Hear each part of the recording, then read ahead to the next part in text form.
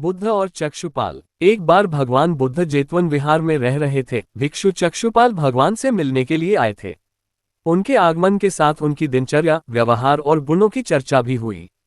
भिक्षु चक्षुपाल अंधे थे। एक दिन विहार के कुछ भिक्षुओं ने कुछ मरे हुए कीड़ों को चक्षुपाल की कुटी के बाहर पाया और उन्होंने चक्षुपाल की निंदा करनी शुरू कर दी कि उन्होंने इन जीवित प्राणियों की हत्या की। भगवान बुद्ध ने निंदा कर रहे उन भिक्षुओं को बुलाया और पूछा कि क्या तुमने भिक्षु को कीड़े मारते हुए देखा है?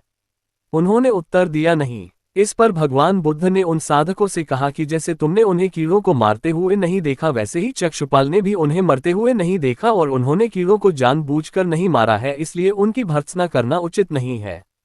भिक्षुओं ने इसके बाद पूछा कि चक्षुपाल अंधे क्यों हैं? उन्होंने इस जन्म में अथवा पिछले जन्म में क्या पाप किए? भगवान बुद्ध ने चक्षुपाल के बारे में कहा कि वे पूर्व जन्म में एक चिकित्सक थे। एक अंधी स्त्री ने उनसे वादा किया था कि यदि वे उसकी आंखें ठीक कर देंगे तो वह और उसका परिवार उनके दास बन जाएंगे।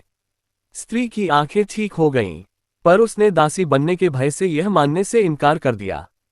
चिकित्सक को तो पता था कि उस स्त्री की आंखें ठीक हो गई हैं। वह झूठ बोल रही है। उसे सबक सिखाने के लिए या बदला लेने के लिए चक्षुपाल ने दूसरी दवा दी। उस दवा से महिला फिर अंधी हो गई।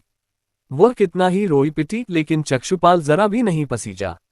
इस पाप के फलस्वरूप अगले जन्म में चिकित्सक को अंधा बनना पड़ा।